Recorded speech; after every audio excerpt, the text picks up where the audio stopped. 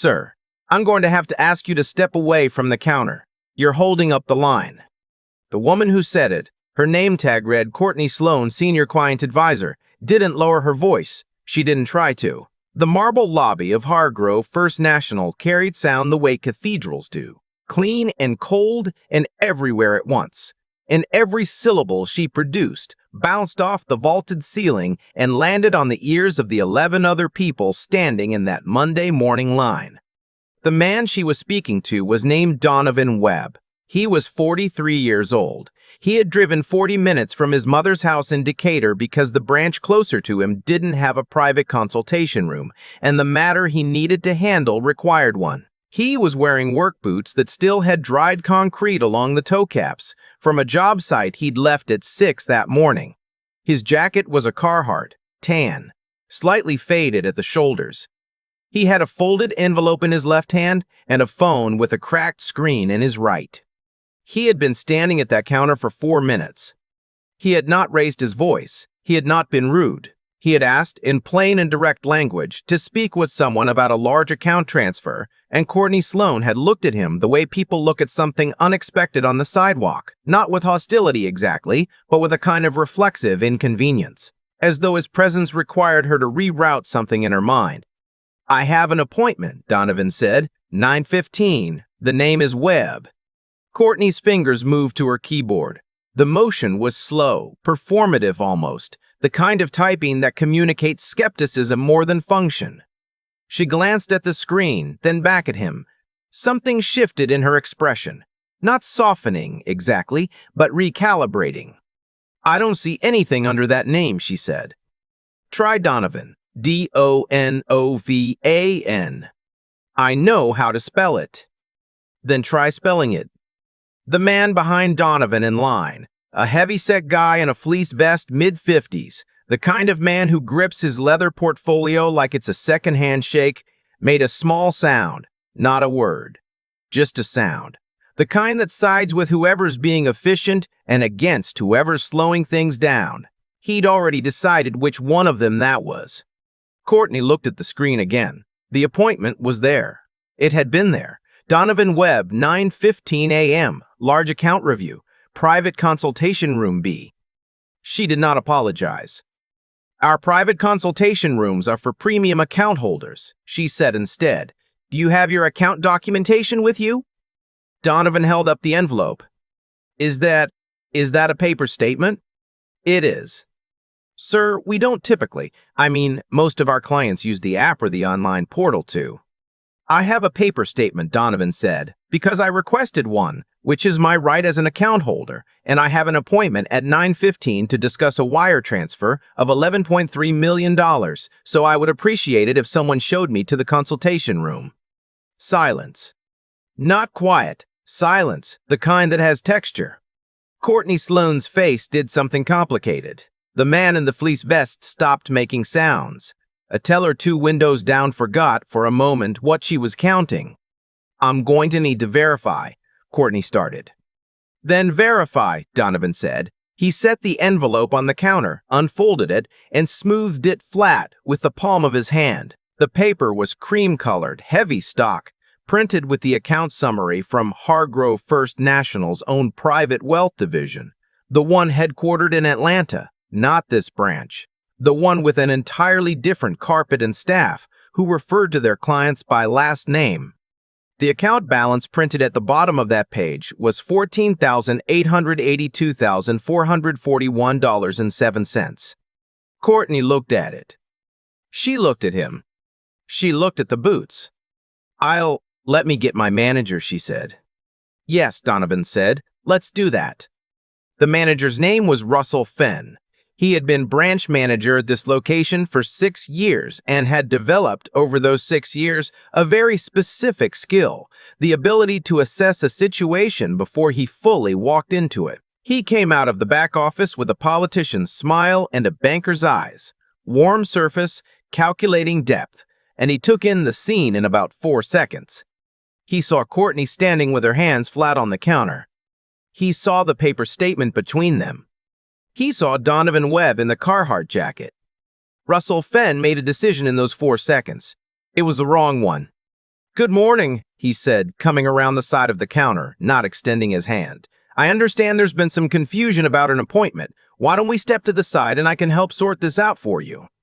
Step to the side, not to the consultation room, to the side. The confusion, Donovan said, is one-directional. I have an appointment. It's on your system. I'd like to be shown to the consultation room. Of course, Russell said, in the tone people use when they mean, let's slow down here.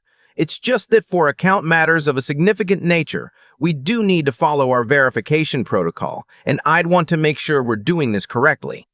Your verification protocol takes how long? It can vary depending on... Because I have another call at 10. Russell Fenn blinked. Something about the way Donovan said another call at 10. Not I'm busy or I have places to be, but another call at 10 the way you say it when your calendar looks like a highway, made him pause. If you could just provide a government-issued ID and we can. I provided my name when I made the appointment. I showed your advisor a current account statement. If your branch's verification protocol requires anything beyond that for an existing account holder, I'd like to see that policy in writing. He wasn't angry. That was the thing that was hard to explain afterward, when people asked Courtney what had happened. He wasn't angry. His voice hadn't risen. He wasn't being difficult. He was being precise. The way people are precise when they know exactly what they're entitled to and exactly how far the other person has overstepped. Russell Fenn stood there and felt, for the first time in 6 years of managing this branch, that he was losing a conversation on the floor of his own bank. Excuse me for just one moment, he said. He walked back to the office. He pulled up the account. He read the name. He read the balance. He read the account classification, Premier Private Wealth, Tier 1, Relationship Manager, Atlanta HQ. Then he read the note at the top of the file, added by the Atlanta office, flagged in red. Client is co-founder of Webb Aldridge Capital. Please extend all Tier 1 courtesies upon visit. Direct any concerns to Regional Director Patrice Hammond. Russell Fenn sat in his office for a moment and looked at nothing in particular. Then he stood up, straightened his jacket, and went back out to the lobby. Donovan Webb had not moved. He was standing at the counter with the paper statement still smoothed flat in front of him, and he was looking at his phone, not scrolling, just looking, the way you look when you're somewhere you didn't expect to still be. The lobby had continued doing its Monday morning things. People had come and gone. The man in the fleece vest had finished his transaction and left without looking back. 2 new people had joined the line. Courtney Sloan was helping a woman with a cashier's check and not making eye contact with anyone near the counter. Russell came around the corner, and the first thing he did this time was extend his hand. Mr. Webb, he said, I sincerely apologize for the delay. We have consultation room B ready for you. Can I get you anything? Coffee, water? Donovan looked at the outstretched hand. He shook it. Not because he was letting anything go. Because he was still in the middle of something and there would be time for the rest of it later. Water's fine, he said. The walk to consultation room B was maybe 30 feet. It felt longer. Courtney Sloan tracked it from the corner of her eye without appearing to. The teller 2 windows down found something interesting to look at on her screen. The door closed. The wire transfer took just under an hour to complete. $11.3 million moved from Donovan Webb's private wealth account at Hargrove First National to a development fund he'd helped establish for small business owners in 4 underserved neighborhoods in Atlanta, Birmingham, Decatur, and East Point. The fund had been structured over 8 months by a team of attorneys and financial advisors. This wire was the final piece.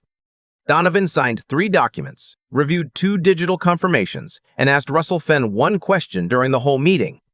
This branch, how long has Ms. Sloan been in her current role? Russell looked up. About 2 years. And what's the protocol when a client complaint is filed against an advisor? The word complaint landed in the room like something solid. It goes to HR and to the regional director, Russell said. It's documented, reviewed, and... I'd like the regional director's contact information before I leave, Donovan said. Of course. A pause. Mr. Webb, on behalf of the branch, I want to express how sorry.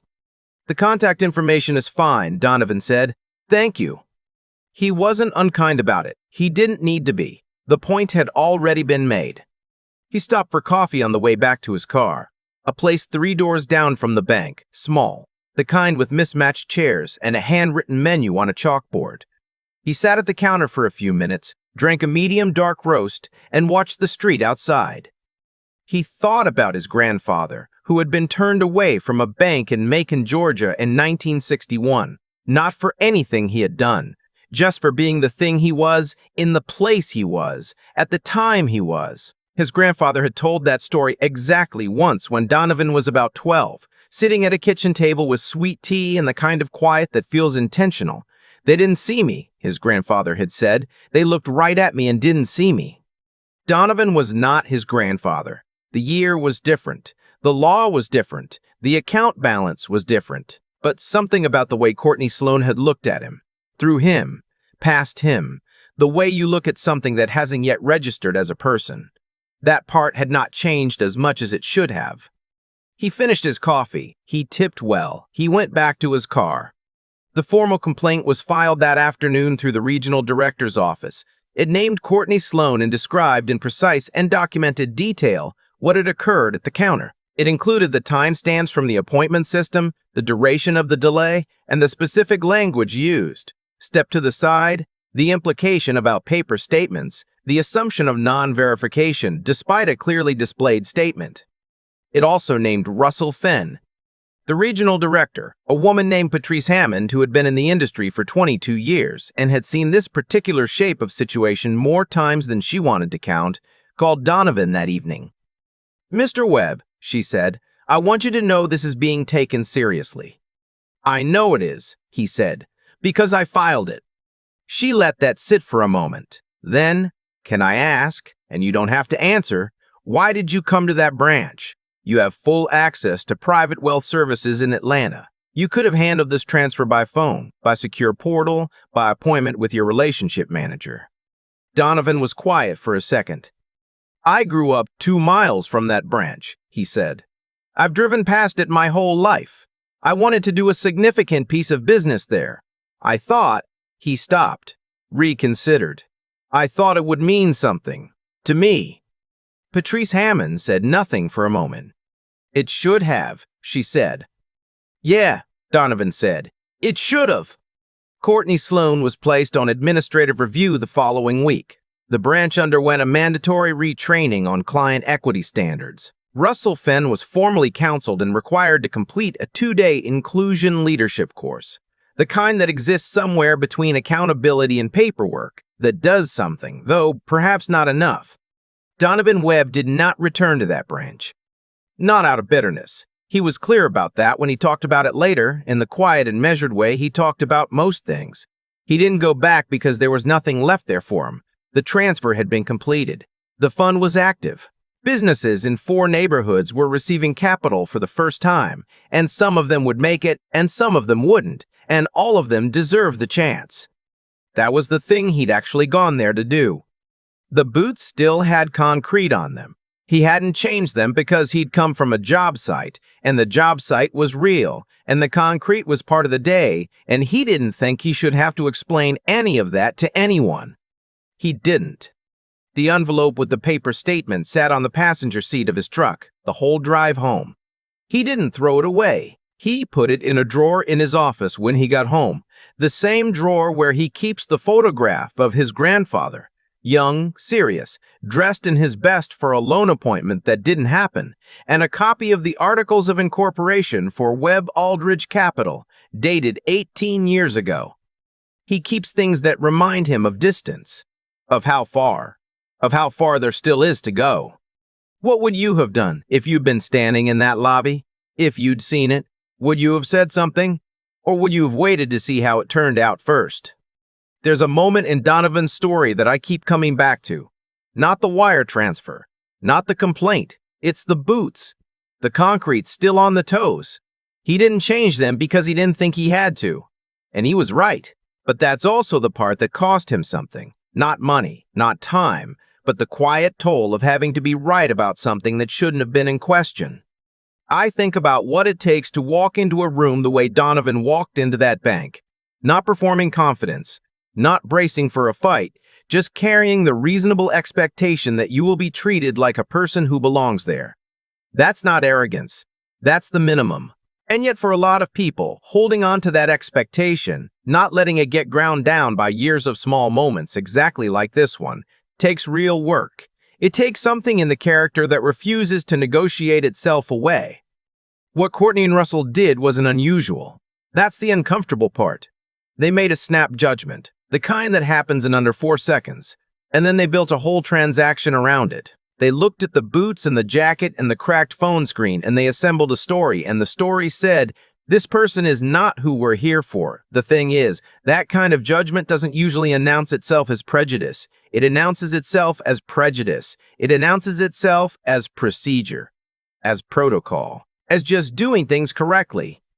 Donovan didn't lose his temper. He didn't perform outrage for the room. He stayed precise. He asked for what he was entitled to, named what was happening without embellishing it, and then followed through with a formal complaint that was documented and measured and impossible to dismiss. That combination, the clarity to see what's real and the discipline to respond to it in a way that actually creates consequences, that's not something you stumble into.